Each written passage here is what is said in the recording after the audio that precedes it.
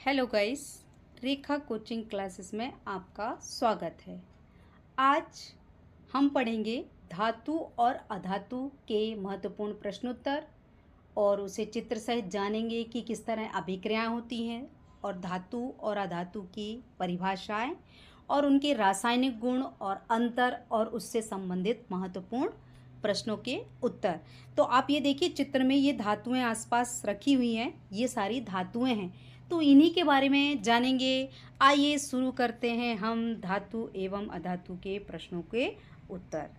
हमारा पहला प्रश्न सबसे पहले यही है कि धातु है क्या? धातु किसे कहते हैं? तो धातुएं वे तत्व होती हैं जो इलेक्ट्रॉन खोकर धनात्मक आयन बनाते हैं। तो धातुएं धनात्मक आयन खोकर का मतलब होता है कि धातुएं यानी वे तत्व जिनके अंतिम कोश में जो है वो इलेक्ट्रॉन 1, 2, 3 इलेक्ट्रॉन जो है वो बचे हुए होते हैं, तो वो किसी भी दूसरे तत्व से वो क्रिया कर लेती है और अपने इलेक्ट्रॉन का साझा कर लेती है, तो वो धनात्मक जो दे देता है इलेक्ट्रॉन वो धनी, इसलिए वो धनात्मक आयन बनाते हैं। तथा जो धनात्मक आयन बना लेते हैं, अतः धातु के बाह्यतम कोश में सामान्यतः 1 या 2 इलेक्ट्रॉन होते हैं, जिससे धातुएं कैसी होती हैं? चमकीली होती हैं और ठोस होती हैं तथा ऊष्मा तथा विद्युत की सुचालक। तो अभी हम चित्र के द्वारा देखेंगे कि सुचालक और कुचालक का मतलब क्या होता है। तो ये कहलाती है धातुएं। धातुएं वे तत्व हैं जो इलेक्ट्रॉन खोकर क्या कराती हैं? धनात्मक आयन बनाती हैं, वो कहलाती हैं धातुएं। दूसरा प्रश्न है हमारा, अधातु किसे कहते हैं? अब अगला क्वेश्चन है हमारा अधातु। देखिए, धातु अगर समझ में आए तो अधातु जल्दी बनेगा, आपकी उसको परिभाषा भी बनेगी आसानी से बेटा। अधातु वे तत्व हैं जो इलेक्ट्रॉन लेकर ऋणात्मक आयन बनाती हैं। देखो, जिनने दिया तो धनात्मक आयन और जिनने लिया तो वो ऋणात्मक आयन बनाती हैं। अधातुएं परमाणु के बाह्यतम कोश में 5, 6, 7, 8 इलेक्ट्रॉन होता है। ये केवल क्या हाइड्रोजन तथा हीलियम को छोड़कर कि ये अधातु जैसे ठोस, द्रव और गैस तीनों अवस्था में होते हैं तथा ये सामान्यतः ऊष्मा तथा विद्युत के कैसे होते हैं? कुचालक होते हैं, तो वो कहलाएंगी अधातु। हम जानेंगे कि कुछ अधातुएं कौन कौन सी हैं अभी उदाहरण में। अब आ जाता है खनिज क्या हैं। देखिए, खनिज क्या कहलाते हैं? तो खनिज पृथ्वी के अंदर पाए जाने वाले प्राकृतिक पदार्थ है। खनिज तो उसके नाम से ही समझ में आ रहा है, प्राकृतिक पदार्थ हैं जिसमें धातुओं के यौगिक पाए जाते हैं, यानी जब उनका शुद्धिकरण किया जाता है तो धातुओं के यौगिक पाए जाते हैं, जैसे मैग्नीज, बॉक्साइड आदि। ये अशुद्ध है, इसको शुद्ध किया जाएगा, वो कहलाएंगे पृथ्वी से खनन करके जिसे निकाला जाए वो खनिज। अगला है अयस्क क्या है? तो अयस्क वह खनिज है जिनसे धातुओं का निष्कर्षण लाभप्रद हो और जिनसे धातु की मात्रा अधिक प्राप्त हो। यानी जब हम क्या करते हैं, धातुओं को शुद्ध रूप से प्राप्त करते हैं, उसको निष्कर्षित करते हैं और जो रूप प्राप्त करते हैं उसे हम अयस्क कहते हैं। तो अयस्क वह खनिज होते हैं जो जिनसे धातुओं का क्या किया जाता है? निष्कर्षण लाभदायक और आसानी तरीके से किया जाता है। अगला क्वेश्चन है, आइए अब अगला क्वेश्चन हम जो इम्पोर्टेंट पढ़ेंगे, धातु अधातु में अंतर। धातु अधातु में अंतर वेरी इंपॉर्टेंट है, पेपर में पूछा जाता है। मैं आपको लगभग 7 अंतर बताऊंगी, आपको पर 5 से 6 जो है हेडिंग सहित उसको बहुत अच्छे से तैयार करना है जिससे आपसे पेपर में अच्छे से बने। तो पहला है धात्विक चमक। तो धातुओं में धात्विक चमक जो रहती है वो पाई जाती है धातु, क्योंकि धातुओं की सतह जो होती है वो कैसी होती है? चमकदार होती है। जबकि अधातुओं में क्या होती है? अधातुएं चमकीली नहीं होती, सिर्फ आयोडीन अधातु होती हुई भी कैसा होता है? चमकीला होता है। तो ये अपवाद है, तो आपको ये याद रखना है। दूसरा है कठोरता। धातुएं सामान्यतः कैसी है? कठोर होती हैं, पर कुछ धातुएं जो देखिए ध्यान से इन नामों को याद रखना है आपको, लिथियम, सोडियम, पोटेशियम, ये कैसी होती है? मुलायम होती हैं, क्योंकि इन्हें चाकू से भी काटा जा सकता है। अब अधातु में क्या आ जाता है? देखिए, ये अधिकतर कठोर नहीं होते, तो अधातुएं कैसे होती हैं? कठोर नहीं होती। कार्बन बस का एक अपरूप है हीरा, जो सबसे अधिक कठोर होता है प्राकृतिक पदार्थ है। तो अगला तीसरा है, हम जानेंगे रूप। धातुएं कमरे के ताप पर किस रूप में होती हैं? ठोस अवस्था में, ठोस रूप में पाई जाती हैं। और अधातुएं जो होती हैं वो ठोस या गैसीय रूप में पाई जाती हैं। अगला फोर्थ है वेरी इंपॉर्टेंट, आघात वर्ध्यता। अलग से भी पूछा जाता है कि आघात वर्ध्यता क्या कहलाती है, तो मैं उसे चित्र के द्वारा भी बताऊंगी आपको। कुछ धातुओं को पीटकर पतली चादर के रूप में परिवर्तित किया जाता है, तो वो कहलाती हैं धातुएं। अब अधातुओं में क्या होता है, आघात वर्ध्यता का गुण नहीं पाया जाता, तो ये याद रखना है। अगला आपका है कि इनमें तन्यता, धातुओं में तन्यता का गुण पाया जाता है, जिससे उसके पत्ते पतले पतले तार बनाए जा सकते हैं। जो आभूषण हैं, ऑर्नामेंट्स जो पहने जाते हैं, वो अगर पतले तारों में नहीं बदलते तो बहुत सारे विभिन्न प्रकार के जो हम आकार के आभूषण देख रहे हैं वो आभूषण नहीं बन पाते। तो धातुओं को विभिन्न तारों में बदलकर विभिन्न प्रकार की आकृति बनाई जा सकती है। पर अधातुएं तन्य नहीं होती, अगर उन्हें खींचा ताना जाता है तो वो बिखर जाती हैं।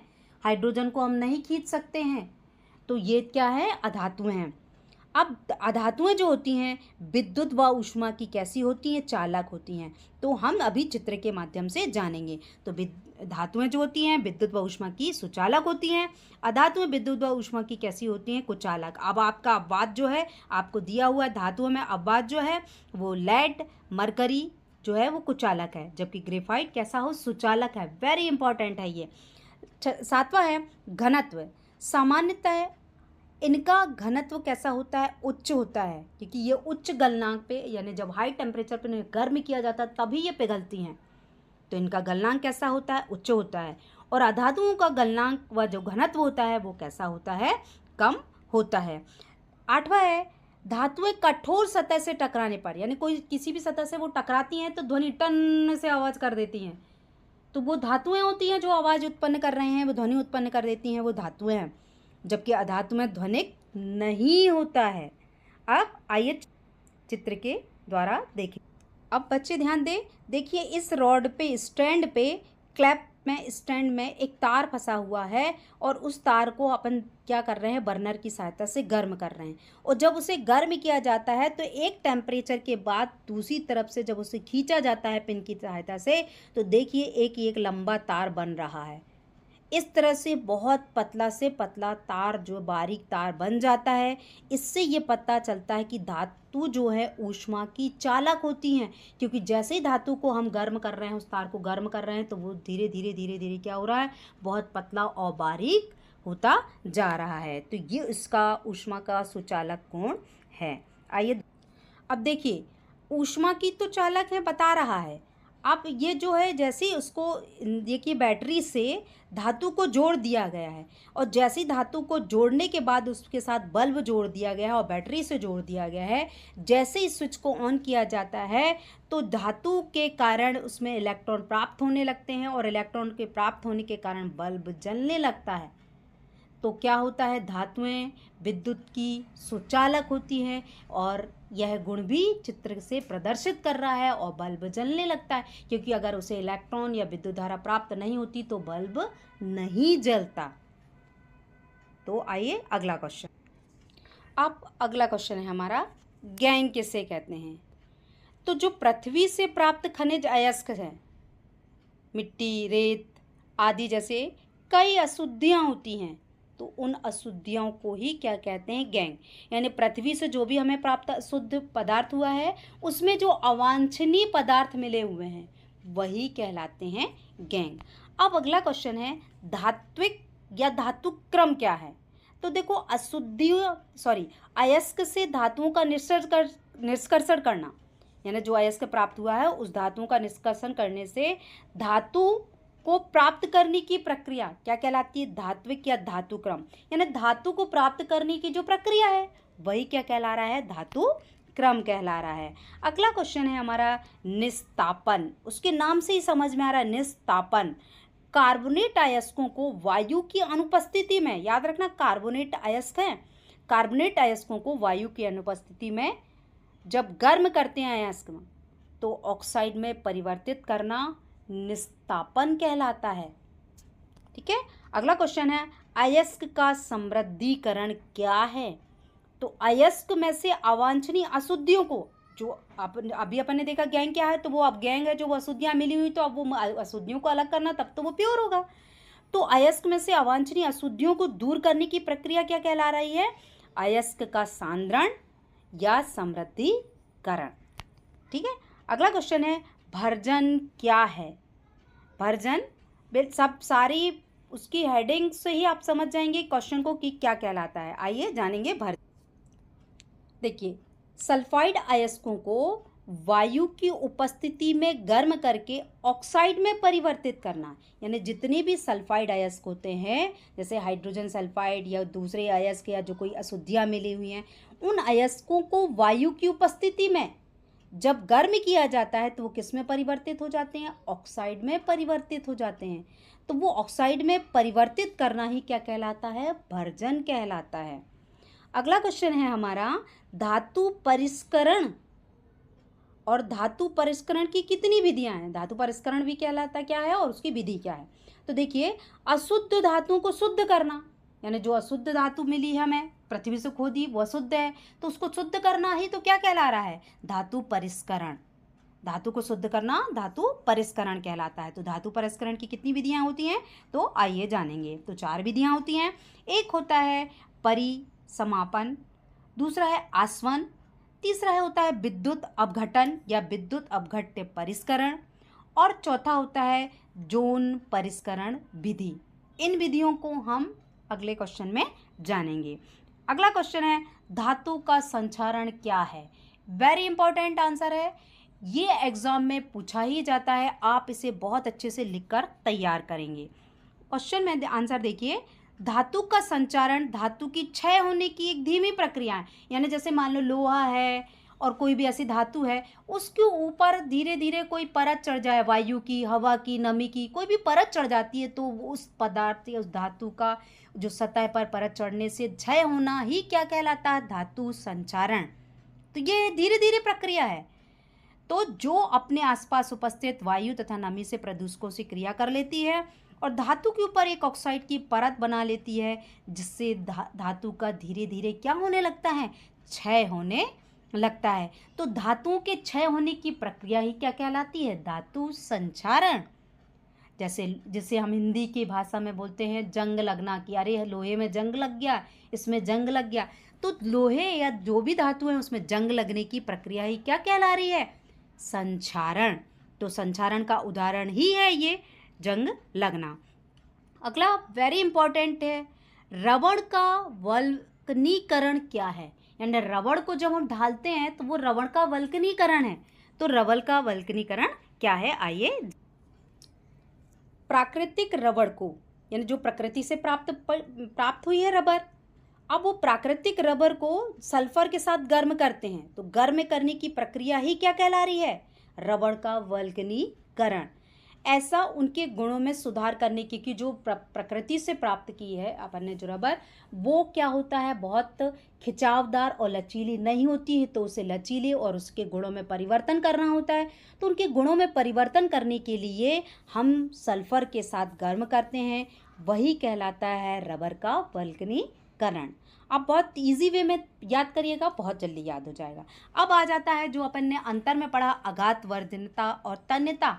देखिए, आघातवर्धनता के नाम से भी समझ में आ रहा है तन्यता। आघातवर्धनता धातुओं का वह गुण है जिसके द्वारा उसे हथौड़े से ठोक पीट कर उसकी क्या बनाई जा रही है? चादर बनाई जा सकती है, चादर बनाई ली, वो कहलाता है आघातवर्धनता। जैसे सोने चांदी इनके आभूषण बनाए जाते हैं, अगर उनमें ये आघातवर्धनता का गुण नहीं होता तो उनमें ये जो ऑर्नामेंट्स आभूषण बन रहे हैं वो नहीं बनते। अब आ जाता है तन्यता। तो तन्यता धातुओं का वह गुण है जिनसे उनको खींच तान कर क्या बनाए जा सकते हैं? उसके पतले तार बनाए जा सकते हैं। तो धातुओं के इस गुण को क्या कह रहे हैं? तन्यता कह रहे हैं। अब मिश्र धातु क्या होती है? तो किसी धातु, मतलब कोई धातु है किसी अन्य धातु के साथ क्रिया कर ले, या धातु है अधातु से क्रिया कर ले, तो धातु अधातु या धातु धातु आपस में क्रिया कर ले और जो नई धातु बनेगी उस धातु को, उस धातुओं के समांगी मिश्रण को हम मिश्र धातु कहते हैं। तो अगला क्वेश्चन जानेंगे। लास्ट क्वेश्चन है अपना, धातुओं के संचारण रोकने के लिए, यानी अब जो जंग लग गया उसको रोकने के लिए क्या किया जाए? क्योंकि ऐसा तो नहीं हो सकता कि हम वस्तु को वैसा ही रखा रहने दें। तो उसको बचाने के उपाय होते हैं, उस बचाने के उपाय को देखेंगे। तो रोधी विधि द्वारा, रोधी यानी उसमें परत चढ़ाएंगे। देखिए कैसे, रोधी विधि द्वारा वायु तथा धातु के बीच में रोधी की परत लगाकर धातु का संक्षारण रोका जा सकता है। या उसमें क्या करते हैं हम, पेंट, वार्निश या टिन की या कॉपर की या क्रोमियम या निकेल, इनकी विद्युत लेपन विधि के द्वारा जब परत चढ़ा दी जाती है तो धातुओं को संक्षारण से बचाया जा सकता है और धातुएं सुरक्षित रहती हैं। तो आज हमने धातुओं के बारे में और अधातुओं के बारे में, खनिज अयस्क के बारे में जाना। अगले वीडियोस में हम और भी चीज़ों को लेकर आऊँगी। आज इस वीडियो से बहुत सारी चीज़ें आपने सीखी, धातु अधातु के गुण और उससे संबंधित चित्र। तो इसे बहुत ही अच्छे से नोट करिएगा। अगले वीडियोस में इसी चैप्टर से संबंधित बहुत सारे गुण, रासायनिक गुण को बहुत ही अच्छे से समझाऊंगी। और मेरे चैनल को लाइक और सब्सक्राइब कीजिए, जिससे और भी अच्छा मुझे मोटिवेशन मिले। Thank you for watching my videos.